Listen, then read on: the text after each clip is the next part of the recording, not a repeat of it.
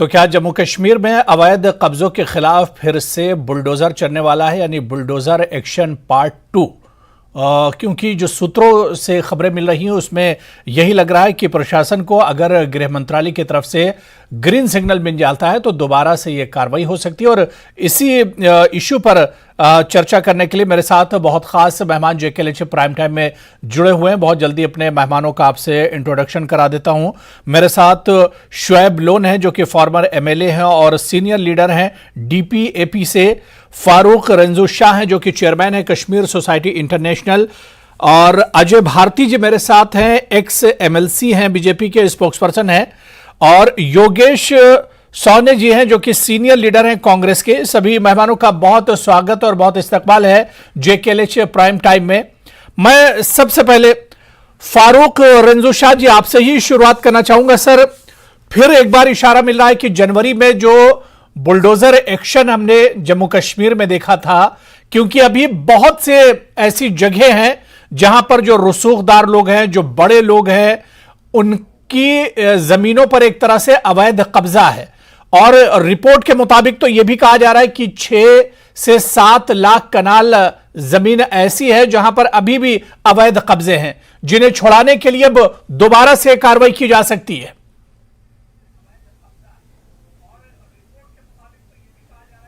देखिए, जो आप कह रहे हैं, it is rule of law. Rule of law means rule of law. जिसके पास भी कोई इलीगल एनक्रोचमेंट है, एनक्रोचड लैंड है, चाहे वो बहुत देर से क्यों ना हो, चाहे वो एंसेस्ट्रली से क्यों ना हो, उस पे एक टाइम जब आता है, जब law, rule of law action में आता है, तो नेचुरली वो अपना एक्शन करता है। लेकिन अगर इस रूल ऑफ लॉ को डिस्क्रिमिनेटरी तौर पे इस्तेमाल किया जाए, ये उस हिसाब से इस्तेमाल कर रहे कि ये मेरा जो इम्प्लीमेंटिंग अथॉरिटी है, उन्होंने जनवरी में जो इम्प्लीमेंटेशन अथॉरिटी है, उन्होंने इसको बिल्कुल एक गलत अंदाज में ये किया और एक हिसाब से वो एक हरासमेंट जैसी हो गई चारों तरफ, because it was left to the discretion और उसके आदमी पे छोड़ा गया आपको क्या करना है। तो उन्होंने जो किया, बहुत सारे लोग, किसी ने जातियाती, किसी ने दुश्मनी, किसी ने अदरवाइज, बहुत गलत हुआ है। सियासत के नाम पे जमीन इस्तेमाल की गई है। I know 1 second, I know यहां पे जब आर्मी का लैंड निकाला गया बटमालू में, तो आर्मी से बड़ा जबरदस्त उस वक्त ये प्रेजिंग करवाई उस पॉलिटिकल पार्टी ने, जनाब मैंने आर्मी को निकाला बटमालू से, लेकिन दिया एक रिलीजियस वोट बैंक पार्टी को, एक्सट्रीमिस्ट और रेडिकल रिलीजियस ग्रुप को 100 कनाल जमीन उनको अलॉट किया गया ईदगाह के लिए।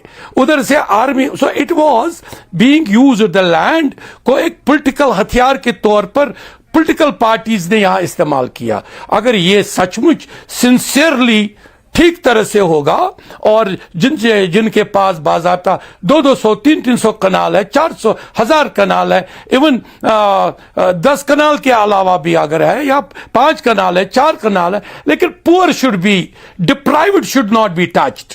पुअर होता है, पुअर को इवन पावर्स है एडमिनिस्ट्रेशन के पास भी कि अगर पुअर है, जो लैंडलेस है, इट लैंडलेस को बेचारे को जमीन दे दो। और इन्होंने क्या किया लास्ट टाइम, इन्होंने उन्हीं लोगों, उन पुअर क्लास को पकड़ा ताकि ये सबटॉज हो जाए ये सारी कैंपेन, और उन्होंने कैंपेन सबटॉज की। ये कैंपेन सबटॉज की गई by those officials. I know one official जिसने कब्रिस्तान के काचराई पर कब्जा किया है, वो निकला बिल्डोजर लेके। उन लोगों को बिल्डोजर लेके निकालो जो बड़े क्लीन है और जो बाज़ाब्ता इंप्लीमेंट कर सकते हैं सिंसियरली। तो बिल्कुल सियासत का इस्तेमाल किया गया और सियासी तौर पर जमीन का नाजायज एक तरह से इस्तेमाल किया गया, गलत इस्तेमाल किया गया। मैं शुएब लोन जी आपके पास आना चाहूंगा।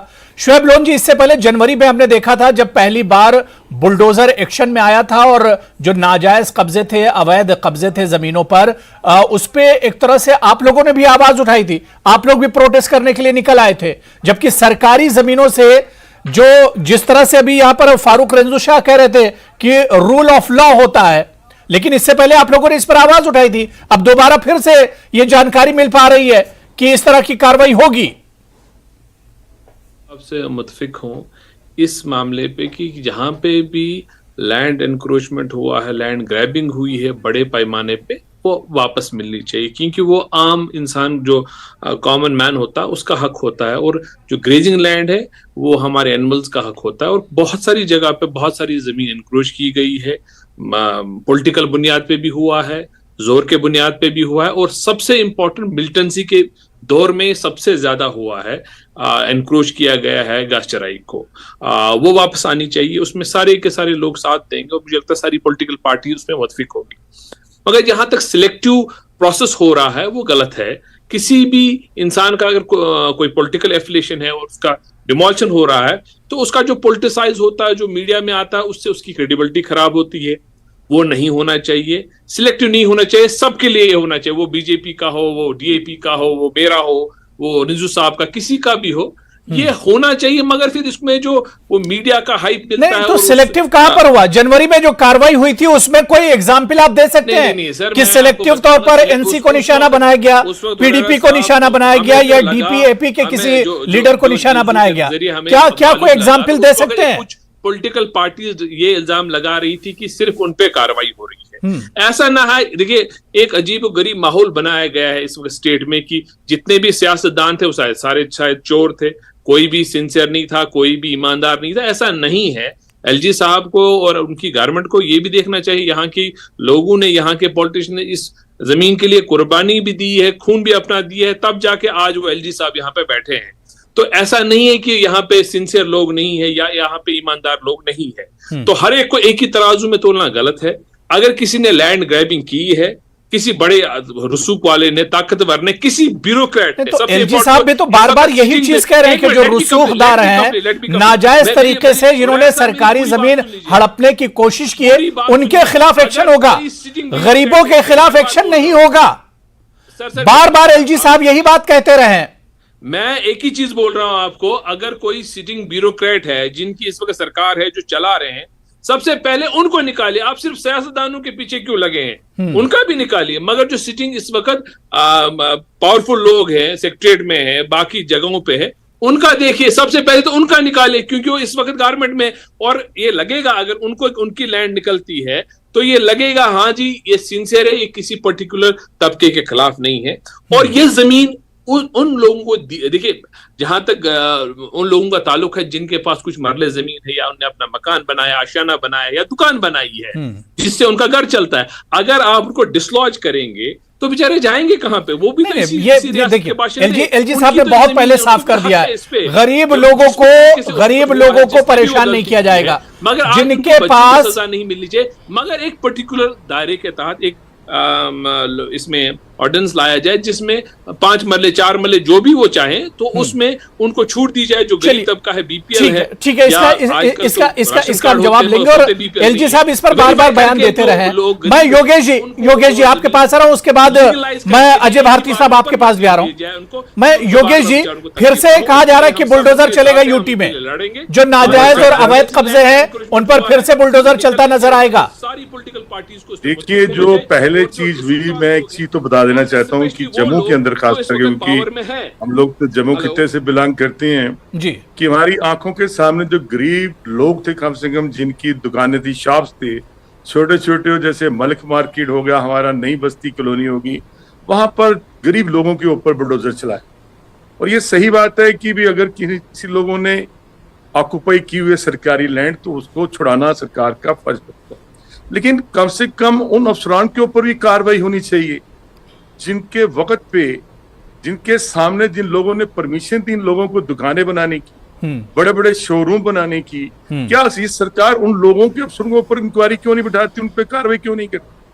हम चाहते हैं कि ये जो नाजायज कब्जा है वो हटने चाहिए। और सबसे पहले जो सभी लोग कह रहे हैं कि भी पर्टिकुलर किसी कम्युनिटी को या पर्टिकुलर किसी पार्टी को निशाना नहीं बनाना चाहिए, खास करके जो बड़े बड़े मगरमच्छ बैठे हुए हैं यहाँ पर जम्मू कश्मीर के अंदर, और जो सरकार के साथ हैं आज की डेट में, उन पे ये कार्रवाई क्यों नहीं हो रही? बार बार कोर्ट के अंदर भी दिशा निर्देश दिए जाते हैं, कोर्ट के दिशा निर्देश को भी नहीं माना जाता। तो हमें बताए ना कि यहाँ पिक एंड चूज क्यों हो रहा है। ये पिक एंड चूज की पॉलिसी को सरकार को खत्म करना चाहिए, एलजी साहब को, और गरीब अवाम को और काबसिका को फैसला करे। ठीक है, मैं अजय भारती साहब से, आप लोग जो सवाल उठा रहे हैं कि सिलेक्टिव तौर पर यह कार्रवाई की जा रही है, अजय भारती जी, क्या सर ये बात सही है जी कि कुछ लोगों को इसमें एक तरह से निशाना बनाया जाता है, सिलेक्टिव तौर पर ही यह कार्रवाई की जाती है? जनवरी में जो कार्रवाई हुई थी, क्या उसमें कोई एग्जाम्पल इस तरह की मिलती है? अबू हुरैरा साहब, पहले तो मैं एक चीज बताऊं कि ये जो ड्राइव था ये पॉज हुआ था, ये खत्म नहीं किया, बंद नहीं किया गया था जी। क्योंकि हमने जनवरी के मास में देखा कि कुछ लोगों ने इसको एक तरीके से डीरेल करने के लिए कुछ इस प्रकार के हुरबे उठाए थे ताकि शोर उठे ज्यादा कि भाई गरीबों के साथ अन्याय हो रहा है, जबकि आप भी पूछ रहे हैं कि कोई एग्जाम्पल दे दीजिए अगर किसी के साथ हुआ, और जब वो सरकार के नोटिस में लाया गया तब उस पर एक्शन नहीं हुई। ये एक हिस्सा है। लेकिन दूसरा मैं आपका ध्यान दिलाना चाहता हूं, जब हम 6 से 7 लाख कनाल की बात कर रहे हैं, शायद हमारी जम्मू कश्मीर स्टेट से बाहर लोगों को अंदाजा नहीं हो रहा है क्योंकि कनाल यूनिट बहुत कम जगह पर है। ये 30 से 35 हजार हेक्टेयर की बात कर रहे हैं हम, ये 75 से 90 हजार एकर्स की बात हम कर रहे हैं, और ये सिर्फ वो जो सरकार या काश्तराई वगैरह इतनी लैंड है। इसके बाहर भी जो अभी फारूक रिंजू साहब ने कहा कि मतलब मान लीजिए रिलीजियस कम्युनिटी के पास थी, किसी कब्रिस्तान के पास थी, उस पर भी किसी ने किया। अभी हमारे पास यहां पर एग्जाम्पल्स ऐसी आई है कि जहां जो हमारे यहां पर अवकाफ की वक्फ बोर्ड की अध्यक्षा है, उन्होंने कहा कि वक्फ बोर्ड की प्रॉपर्टी पर कब्जा हुआ है। हमारे यहां मंदिरों और टेंपल श्राइन्स की प्रॉपर्टी पर कब्जा हुआ। तो जमीनों पर कब्जा करना यहां एक आम बात हुई थी और बड़े लोगों ने किया है। अब इसमें जनवरी में एक दिक्कत आई थी कि भैया अपने पास कोई पॉलिसी नहीं है। अब जिस प्रकार से रिपोर्ट्स छप रहे हैं कि भैया अब एक पॉलिसी बनेगी, तो पॉलिसी में क्लियरिटी होगी कि कौन इसमें आएगा कौन नहीं आएगा।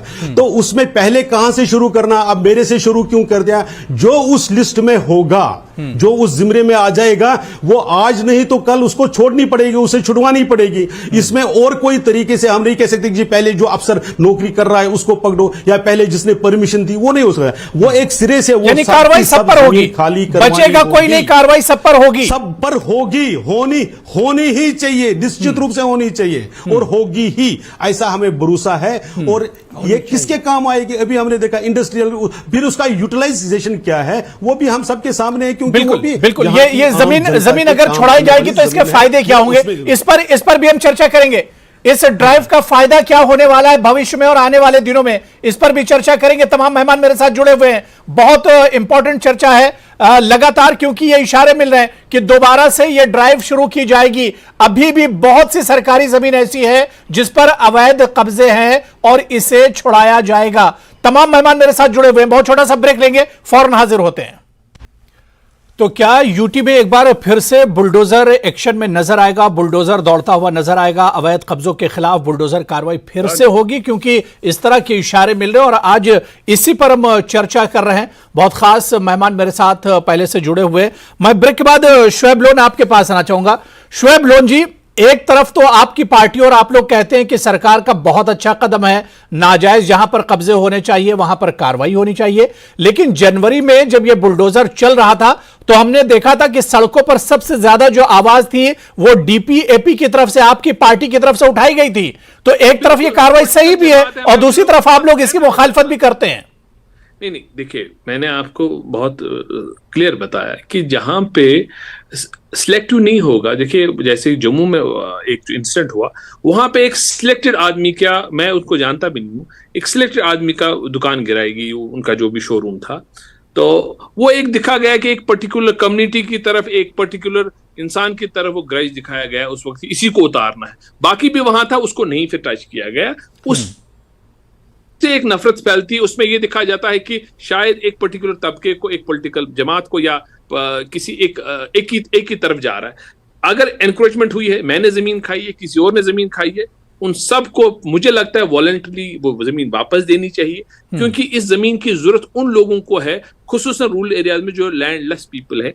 हम पॉलिटिकल वर्कर हैं, हमारे पास लोग आते हैं, जब हम उनकी हालात देखते हैं, उनके पास एक मरला जमीन भी नहीं है। एक आदमी के पास एक मरला जमीन भी नहीं है, दूसरे के पास 100 कुनाल है, उसमें से उसने 50 गज चराई खाई है। तो मैं सबसे पहले मैं बोलता हूं कि हमें इसके खिलाफ, हम उसके साथ हैं अगर गवर्नमेंट इस तरह की कार्रवाई करे ना, जब वो पर्टिकुलर एक अजय भारती जी, क्या आप सहमत हैं जो बात यहाँ पर शोएब लोन बोल रहे हैं? अजय भारती जी, क्या सहमत हैं? सहमत नहीं तो आप बोलिए, गलत बोलिए आप। कहीं गलत हो रहा है। नहीं, हाँ, मैं क्या कह रहा हूं कि ये जो इल्जाम लगाया जाता है ये बिल्कुल बेबुनियाद है। उसका कारण मैं बता रहा हूं कि अभी भी, और वो भी बहुत पब्लिक डोमेन में ये है कि ये कहा गया कि भाई या तो किसी कम्युनिटी को या गरीब को, ये सारा इंटेंशन था इसको डिरेल करने का। आपने यहीं पर देखा, तो अगर हम कम्युनिटी की बात करें तो एक पंडित जी बहुत गालियां देते हुए हमने उनको भी वीडियो पर देखा, तो वो किस कम्युनिटी के थे? प्रश्न वो नहीं था, प्रश्न था ब्यूरोक्रेसी से लेकर यहां पर कई ऐसे लोग थे जिनका उस वक्त अधिकार नहीं था, उन्होंने अननेसेसरली इसलिए किया, किसी के एमा पर किया, किसी के कहने पर किया, ताकि यह प्रोसेस डिरेल हो। मैं बिल्कुल बबांग दुहल कहता हूं। इसमें गलत क्या है? हम सबको मालूम है इसमें गलत क्या है? मैं देखिए, हम जो अपनी नजर से देख सकते हैं, हमें यही समझ आ रहा था उस वक्त जो हो रहा। अगर ऐसा हुआ नहीं होता तो प्रोसेस बंद क्यों हुआ? तो इसका मतलब होम मिनिस्टर ने संज्ञान लिया, उनको समझ आ गया कि नहीं ये गलत हो रहा है, तब जाके सबने आवाज बंद इसलिए हुआ, कहा गया कि पॉलिसी नहीं है कोई, बंद इसलिए किया गया, तो फिर अगर पॉलिसी नहीं थी तो पॉलिसी से पहले क्यों बुलडोजर चला दिया गया? पहले पॉलिसी बनाते थे, बुलडोजर चलाते थे। जो 6,59,000 कनाल निकाले गए, जो 6,59,000 कनाल रिट्रीव किया गया according to the published reports, तो वो कहां से आई? ऐसा नहीं है कि जो सब हो रहा था गलत हो रहा था, लेकिन मेरी अर्ज सुन लीजिए। अब दूसरी, अगर गवर्नमेंट कोई अच्छा काम करती है, हम सब उनके साथ हैं।